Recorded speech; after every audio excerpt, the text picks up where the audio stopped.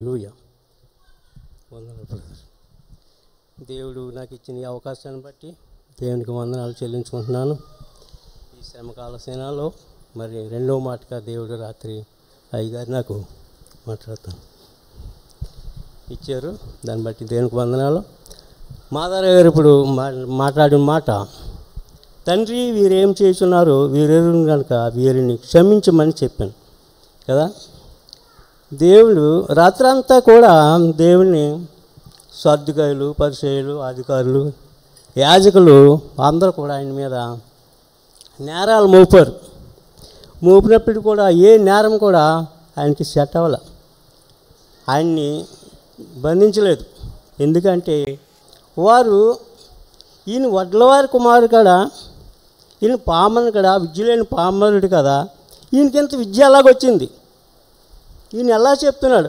యూదులు 30వ సంవత్సరం వచ్చే వరకు కూడా బలిపీఠం మీదకి రారు. ఈయన 33 సంవత్సరాలు వచ్చింది చెప్తున్నారు. ఉన్నది ఉన్నట్టు మాట్లాడితే ఎవరికి ఇష్టం ఉండదు. అందుకే ఈ సర్దుకాయలకి ఈ యాజకులకి వీళ్ళందరూ కూడా పండితులు, ధర్మశాస్త్రాన్ని క్షుణ్ణంగా నేర్చుకున్నవారు వీళ్ళు. దాన్ని బట్టి ఈయన మీద ఆయనకి అసూయ పుట్టింది. వీళ్ళందరికీ కూడా మనకంటే గొప్పవాడు అయిపోతున్నాడు, మనకంటే ఎక్కువగా మాట్లాడుతున్నాడు అనే ఒక అసూయ వీళ్ళకి పుట్టింది మాట చూసారా. అందుకే వీళ్ళందరూ కూడా రాత్రంతా కూడా ఏ విధంగా సరే మరి ఈయన సిలువేయమని చెప్పి చెప్తున్నారు, కేకలేశారు. బరబ్బాని విడుదల చేయాలనుకున్నారు. మాకు బరబ్బా విడుదల చేయమన్నారు వీళ్ళు. ఆయనకు ఏమో ఈయన విడుదల చేయాలనుకుంటే వాళ్ళేమో మాకు బందిపోడు బరబ్బాని విడుదల చేయమంటున్నారు. చూసారా, పిలాతు ఎంత చెప్పినా వినలేదు. అయితే తను గలీల్లో వాడు కాబట్టి ఏ రోజు అధికారులు ఉన్నాడు కాబట్టి మళ్ళీ ఏ రోజు దగ్గరికే పంపించారు. పంపించిన తర్వాత కూడా వాళ్ళు కూడా ఏ రోజు ఏం చేయలేక మళ్ళీ తిరిగి పిలాతు దగ్గరికే పంపించాడు. దాన్ని బట్టి మనం చూడవలసింది ఏంటంటే ఇక్కడ యేసు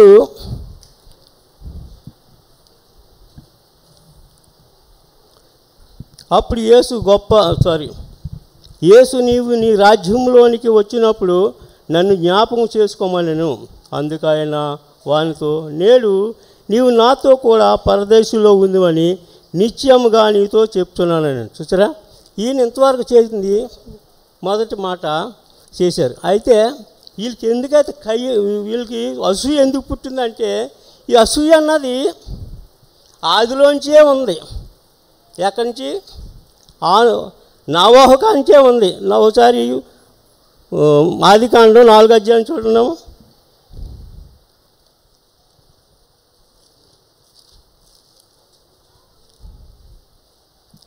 4వ వచనం చదవండి.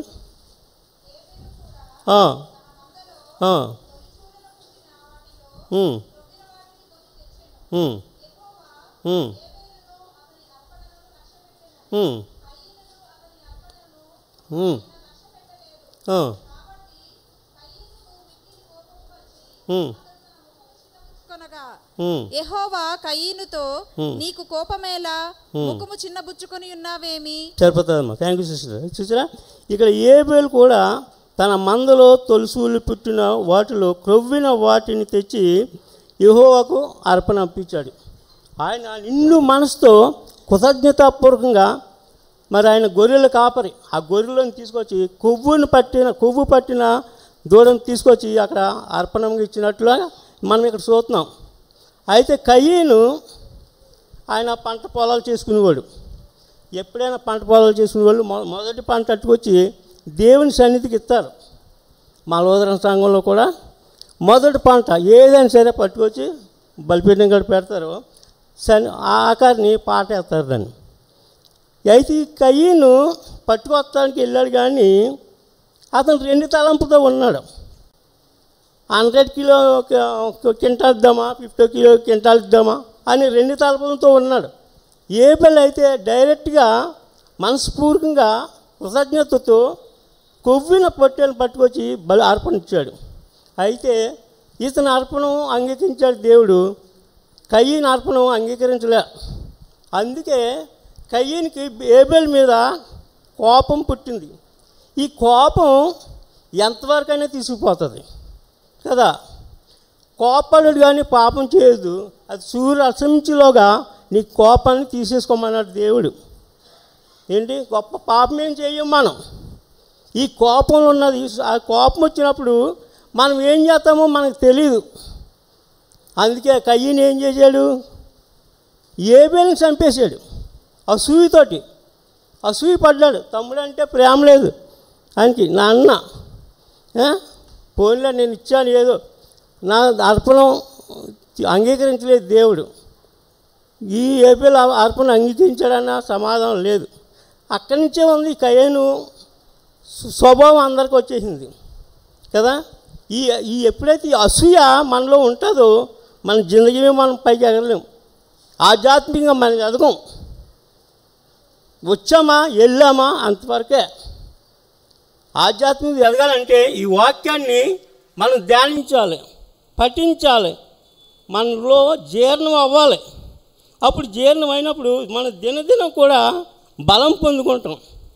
అప్పుడు మనలో ఈ అసూలు, మత్సరాలు, ద్వేషాలు, పగలు, ఇక్కడ మాట అక్కడ మాట ఇక్కడ చెప్పం. క్రీస్తు కలిగిన మనసు ఇదే.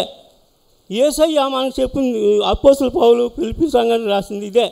క్రీస్తు కలిగి ఈ మనసును మీరు కలిగి ఉండండి, మిమ్మల్ని తగ్గించుకోండి, రిక్తినిగా చేసుకోండి. మీరు మనం ఎన్ని సంవత్సరాలుగా వస్తున్నాం దేవుని సన్నిధికి, ఎన్ని సంవత్సరాలు బట్టి ఉంటున్నాం, మనం ఎంతవరకు మన మనసాక్షిని మనం కాపాడుకోగలుగుతున్నాము? ఈ కయ్యనులాగా ఉంటున్నామా లేకపోతే ఏబేలులాగా ఉంటున్నామా? కయ్యను ఆఖరికి ఏమైపోయాడు, ఆ కోపంతో తమను చంపినందుకు ఇక్కడ ఆయన ఆ పరారైపోయాడు, దేశమని అయిపోయాడు. నన్ను వీళ్ళు ఎక్కడన్నా చంపేస్తారేమోనని దేవునితో అంటే, నిన్ను ఎవడు చంపకుండా నీకు ఈ నొసటి మీద ముద్ర వేస్తానన్నాడు. ముద్రేసి పంపించేశాడు కదా. కయ్యను ఎప్పుడు కూడా ఈ అసూయ అన్నది చాలా భయంకరమైన పాపం. ఈ పాపం నుంచి మనం విడిపించుకోగలిగితే దేవునికి మనకి సన్నిహితమైన స్నేహం ఉంటుంది, సంబంధం ఉంటుంది. మన క్రీస్తుని కలిగిన వారంగా మనం ఉంటాం, ఆయన స్వరూపంలోకి మనం వెళ్ళగలుగుతుంటాం. అప్పుడు మనం బయటికి వెళ్ళినప్పుడు కూడా మన జీవితాల్ని మనం సరి చేసుకుంటాం. అనేక మంది ఆత్మలకు రక్షించే వారికి ఉంటాం. అన్యుల మధ్య మనకు మంచి సాక్ష్యంగా ఉంటాం మనం. అదేవిధంగా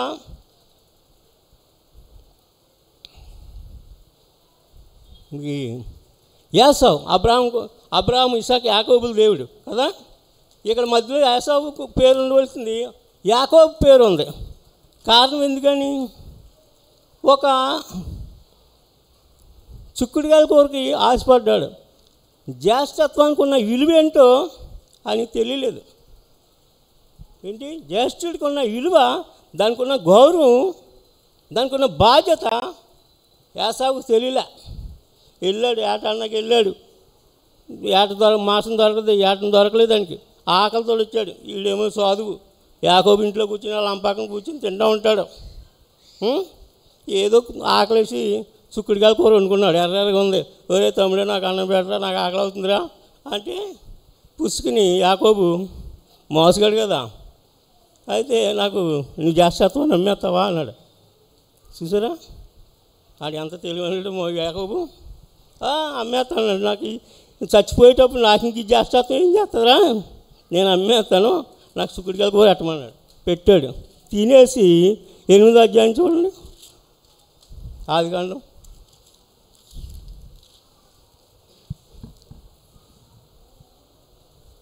సారీ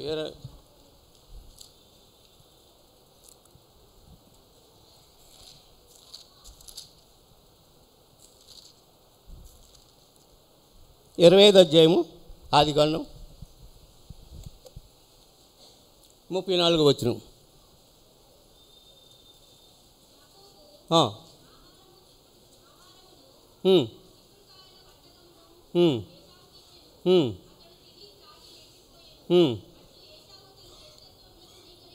అది చూసారా, తన ఒక చిక్కుడుకాయల కూర కోసం తన జ్యేష్ఠత్వాన్ని తృణీకరించాడు. ఈయన ఏమైపోయాడు, ఈయన కూడా భ్రష్టుడు అయిపోయాడు, వ్యభిచారి అయిపోయాడు. యాసావు లాంటి వీళ్ళు ఎవరైనా ఉన్నాడని చూసుకోమన్నాడు. ఒక పూటకూర కొరకు యాసావు తన జ్యేష్ఠత్వాన్ని అమ్మేశాడు. ఈనాడు జ్యేష్ఠులు ఉన్నారు, జ్యేష్ఠత్వం అంటే ఏంటో అర్థం కాని జీవితాలు జీవితున్నారు. నాకు ఇక్కడ 3 సంవత్సరాలు సర్వీస్. నాకు అయ్యగారి వాక్యమైన వాడు ఎవడు కూడా స్ట్రేట్ ఫార్వర్డే. హృదయంలో దాన్ని జీర్ణం చేసుకుంటే ఒక రకం ఉంటుంది. చూసారా, జ్యేష్ఠత్వం దానికి ఉన్న విలువ తెలీదు. అతను కూడా ఏమైపోయాడు, వంశావళిలోంచి తప్పిపోయాడు, దారి తప్పిపోయాడు, భ్రష్టుడు అయిపోయాడు, అది వ్యభిచారి అయిపోయాడు. ఒక్క జ్యేష్ఠత్వం ఒక చుక్కుడిగా కూర తిని పాడైపోయాడు. ఈనాడు కూడా జ్యేష్ఠులు అనేక మంది తల్లిదండ్రుల్ని గౌరవించలేదు. జ్యేష్ఠత్వం ఉంది, తల్లిదండ్రులను గౌరవిస్తలేదు, తోటి సహోదరుని గౌరవించలేదు, తమ్ముడు అంటే ప్రేమ లేదు, తల్లి అంటే ప్రేమ లేదు. జన్మనిచ్చిన తల్లి యోగ్యురాలు నామాసాలు మోసి తన రక్తాన్ని సిందించి నీకు జన్మనిచ్చింది, తన ప్రాణాన్ని నీకు బలిగా పెట్టింది. అటువంటి తల్లిని మనం ఎంతవరకు గౌరవిస్తున్నాం, మనం ఎంతవరకు సన్మానిస్తున్నాం, ఎంతవరకు తనకి యోగ్యంగా దించుతున్నాం. ఎంతమంది తల్లులు ఎడుతున్నారు ఈ జన తల వంపులు, తల దించుకోలేక చేస్తున్నారు. జ్యేష్ఠుడు అయ్యింది కూడా, బాధ్యతలు కలిగిన వాడు కూడా. అందుకే దేవుడు ఆది నుంచి కూడా ఇలా రాసుకొస్తున్నాడు. జ్యేష్ఠత్వానికి కలిగిన విలువ మనం తల్లిదండ్రులను సుఖపెట్టాలి కానీ తల వంపులు తేకూడదు. యోగ్యురాలు ఆమె, మనకు జన్మించిన తల్లి, ప్రాణం పెట్టింది, ప్రాణం అడ్డం పెట్టింది. ఆ యేసయ్య మనకు ప్రాణం అడ్డం పెట్టాడు ఇవాళ శిలువ మీద. ఆయన యోగ్యుడు. ఆయన తర్వాత నన్ను నిన్ను కన్న తల్లి యోగ్యురాలు. ఆమెకి ఎప్పుడు తల వంచాలి మనం, ఆమెకు విధేయులు మయ్యి ఉండాలి, తన మాట తిరిగి లేకుండా మనకి.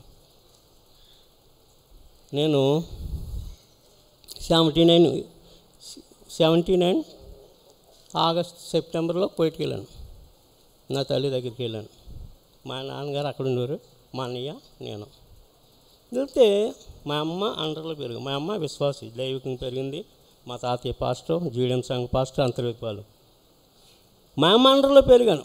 మా అన్నయ్య నేను కూడా ఆదివారం గుడి సంచికి వెళ్ళినప్పటికీ మా అన్నయ్య నేను మా అమ్మ తల్లిదండ్రులు గల వెళ్ళిపోయేవాళ్ళం. మా అమ్మ మా నాన్నగారు 82 మార్చి 4వ తారీఖున చనిపోయారు. కోయిట్లో నా చేతుల మీద చనిపోయారు. నేనే సమాధి చేసి, అప్పుడు ఇక్కడ తీసుకురావడానికి వీలు లేదు, అక్కడే నేను సమాధి చేశాను. నేను మా అమ్మ ఇంటికి వచ్చింది మా చిన్నక్క పెళ్లి చేయడానికి. మా అన్నయ్య నేను ఉన్నాం, అక్కడ చేశాను. అక్కడి నుంచి మా అన్నయ్య చాలా మంచివాడు. మా నాయన పేరు వాళ్ళ డైరీలో మై గ్రేట్ఫుల్ ఫాదర్ అని రాసుకున్నాడు. అంత గౌరవించాం మా తండ్రికి. అలాంటి వాడు చనిపోయిన తర్వాత మా నాన్నగారు వాళ్ళ ఆవిడని రప్పించుకున్నాడు కోయిటికి. అమ్మ మళ్ళీ వెళ్తాను రప్పించుకుంటాను అన్నాడు. నీ ఇష్టం బాబు అన్నాడు.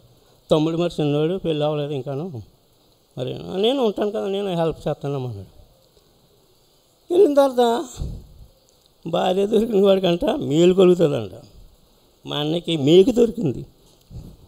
ఏంటి మేకు దొరికింది మా అన్నకి. మా అన్నయ్య నాకు మా అన్నయ్యకి మధ్యలో గొడవలు పెట్టి 4 నెలల్లో మేము కలిసి ఉండేవాళ్ళం. ఒకే ఇంట్లో ప్లాట్ తీసుకుని భోజనాలు వాళ్ళ దగ్గర తినుకొని ముగ్గురికి మా ఇద్దరి మధ్య గొడవలు పెట్టేసింది మా వదిన.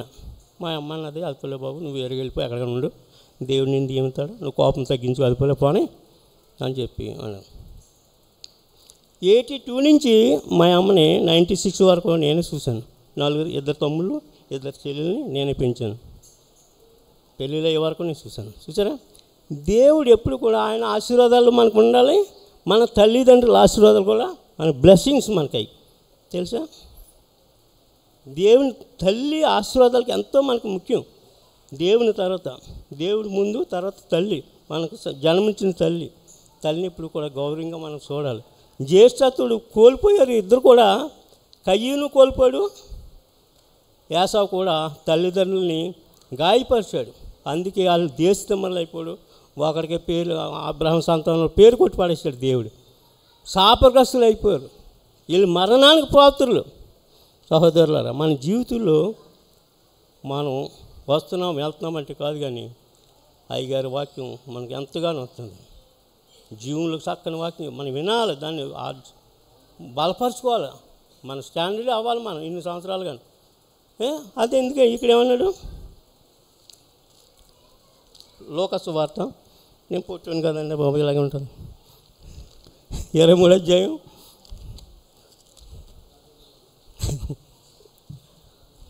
43 అందుకాయన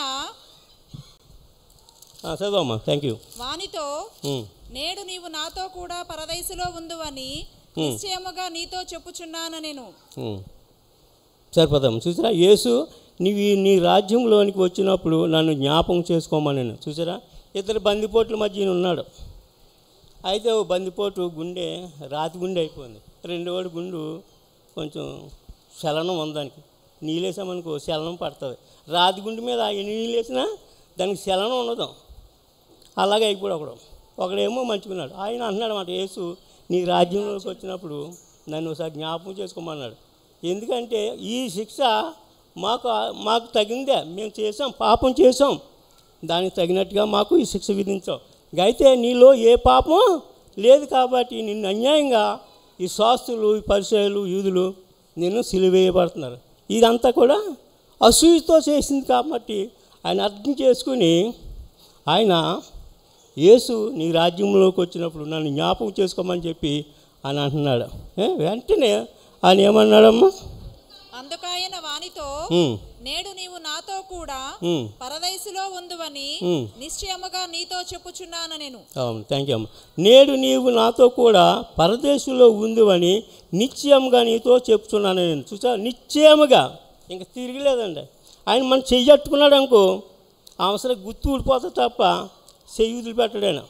మనం చెయ్యట్టుకున్నాం మనకని మనకు అవకాశం వదులు కదా మనం అప్పుడప్పుడు చెయ్యి పెడుతుంటాం.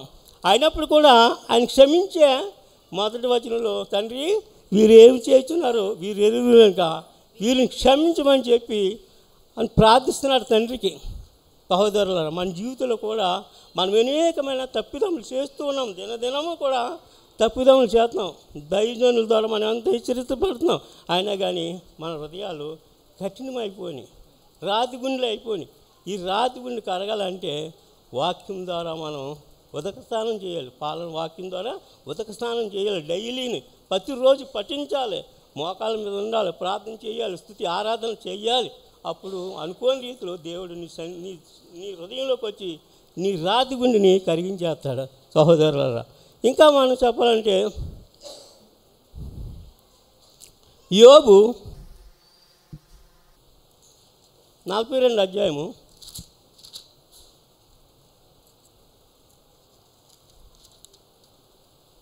2వ వచనం.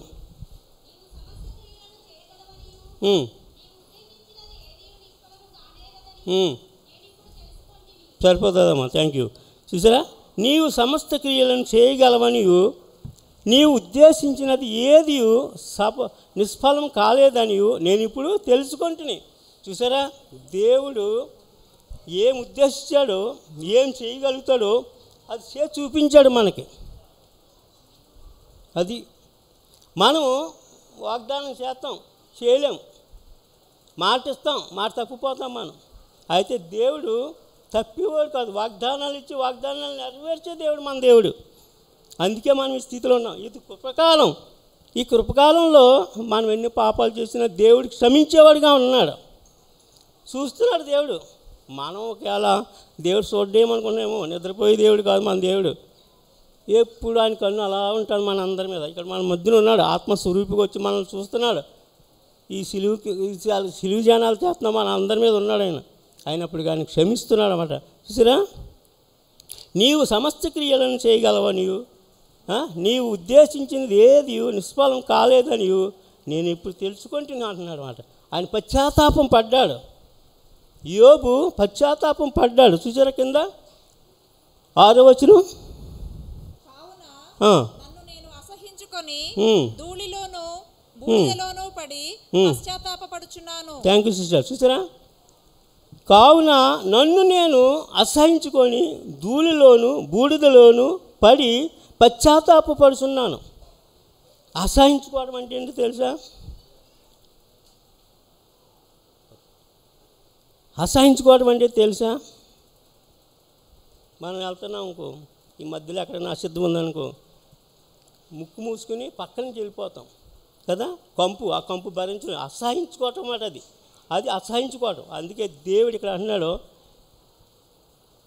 పశ్చాత్తాపం పడి నేను అసహించుకొని బూడిదలో నుండి పశ్చాత్తాపడుతున్నాను అంటున్నాడు. పశ్చాత్తాపం కావాలి విశ్వాసులకి పశ్చాత్తాపం కావాలి.